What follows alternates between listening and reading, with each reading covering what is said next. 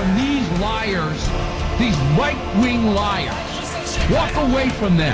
They're not looking out for you. Sat there and you were lying, sat the dog mess. I lied to the audience. Get the message Oh, here. you're a reporter. No, I am not. So you check no facts at all, These right? right-wing liars. Walk away from them. They're not looking out for you. These lies, I mean, they're misleading you.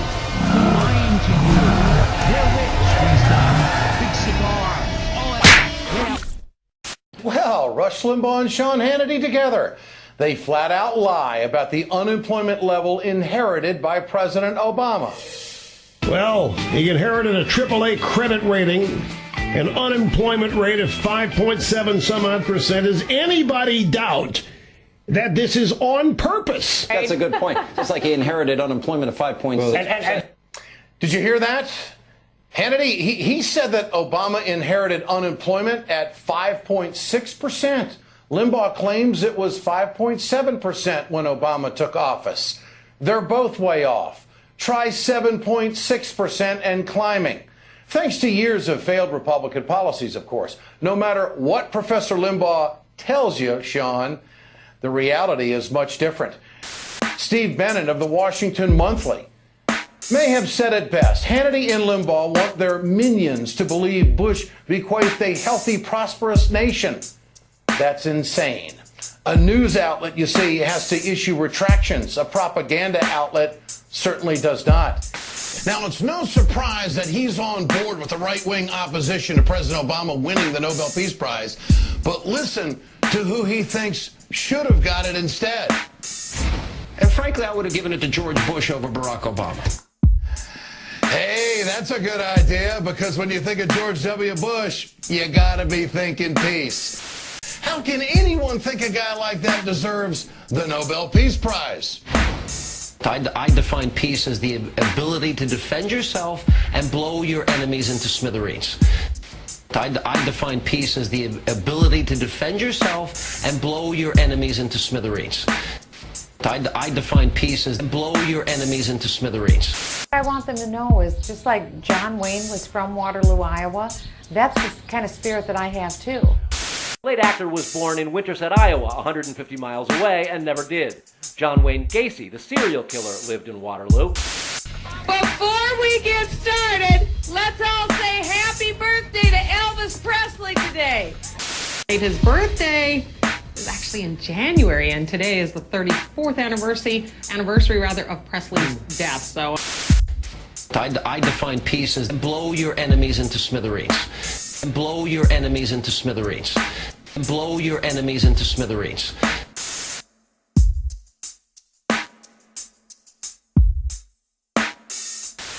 George W. Bush has been a class act. Set the record for the largest known election fraud to have ever occurred in U.S. history.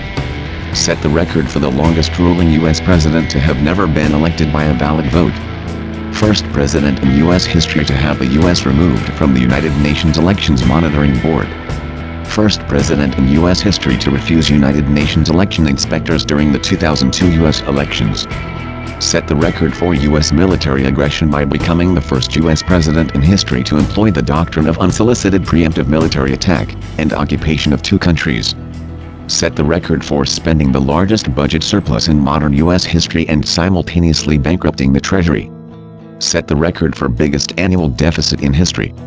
Set economic record for most private bankruptcies filed in any 12-month period. Set all-time record for biggest drop in the history of the stock market. Set the record for modern U.S. presidents to have execution of federal prisoners. First president in U.S. history to enter office with a criminal record. First year in office set the all-time record for most days on vacation by any president in U.S. history. Set the record for the worst security failure in U.S. history, after setting the record for the most vacation days ever taken by a U.S. president.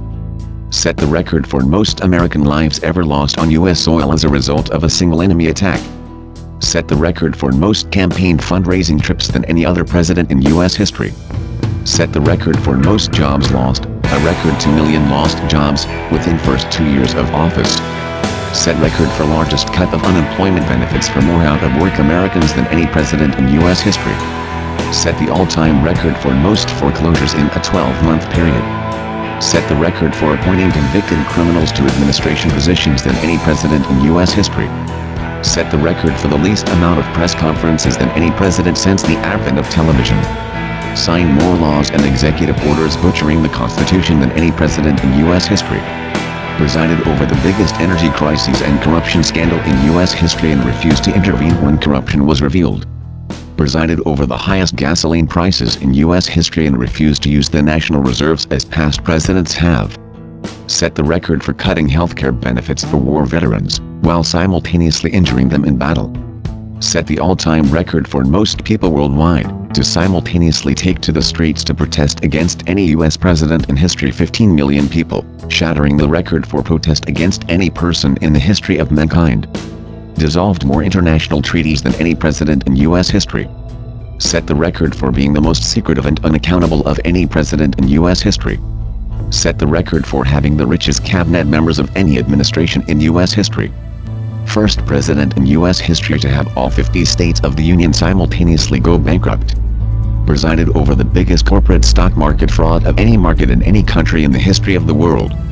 First president in U.S. history to order a U.S. attack against and military occupation of another sovereign nation. Set the record for creating the largest government department bureaucracy in the history of the United States. Set the all-time record for biggest annual budget spending increases, more than any president in previous U.S. history. First president in U.S. history to have the United Nations remove the U.S. from the Human Rights Commission. Set the record for removing more checks and balances, and least amount of congressional oversight, than any presidential administration in U.S. history. First U.S. president to appoint U.S. Supreme Court justices that embraced fascism as a political ideology. First U.S. president to render the U.S.-based and U.S.-founded international United Nations irrelevant. First U.S. president to withdraw from the World Court of Law, the same court used to prosecute Nazi war criminals. First U.S. president to refuse to allow inspectors access to U.S. prisoners of war and by default no longer abide by the Geneva Conventions. All-time U.S. and world record holder for most corporate campaign donations. Biggest lifetime campaign contributor presided over one of the largest corporate bankruptcy frauds in world history. Kenneth Lay, former CEO of Enron Corporation. Spent more money on polls and focus groups than any president in U.S. history. First president in U.S. history to unilaterally attack a sovereign nation against the will of the United Nations and the world community. First president to run and hide when the U.S. came under attack and then lead saying the enemy had the code to Air Force One. First U.S. president to openly establish a secret shadow government. Managed to make the U.S. the most resented country in the world, after receiving the biggest world sympathy for the U.S. after 9/11, and within less than a year creating the biggest diplomatic failure in U.S. history.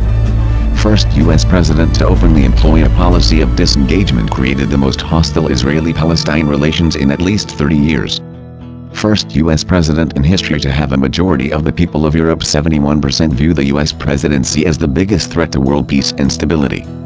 First U.S. president in history to have the people of South Korea more threatened by the U.S. than their immediate neighbor, North Korea. First U.S. president to change federal policy allowing convicted criminals to be awarded government contracts. Set all-time record for number of administration appointees who violated U.S. law by not selling huge investments and corporations bidding for government contracts. Set all-time U.S. historical record for the most no-bid multi-billion-dollar no-bid defense contracts awarded to a single corporation in a war or peace time period. Set record for failure in locating and or prosecuting Osama bin Laden dead or alive. Set record of failure to locate and prosecute anthrax biological agent terrorist against the United States Capitol. Successfully prevented public investigation into the biggest security failure in the history of the United States, leaving it cloaked in suspicion by U.S. citizens. Removed more freedoms and civil liberties for Americans than any other president in U.S. history. Set the record for creating the most politically polarized and divided country since the Civil War era. Set the record for abuse of process, legal prosecutions against democratic political opposition, for any president in the modern era. Entered office with the strongest economy in U.S. history and within less than 2 years turned every single economic category straight down. Presided over the greatest management failure of any federal agency in the history of the U.S. due to professional incompetence, thus causing the needless deaths of hundreds of U.S. civilians, by the inability of the Federal Emergency Management Agency to react proactively to a routine hurricane disaster and levee failure. set the record for being the most hated U.S. president in modern history by both the vast majority of the American people and simultaneously the world community, and is considered by professional presidential scholars and historians to have been, if not the worst American president in history, at the very best, among the bottom 7 all-time worst in U.S. history. But of course, Sean Hannity thinks he should have gotten the Nobel Peace Prize, and Rush Limbaugh still wants you to think it is not Bush, but Obama, that is the one who is the bad president, and responsible for the looming Bush-era depression, that now, the Republicans are literally attempting to force all Americans back into, so they can be re-elected to run the country again. George W. Bush has been a class act.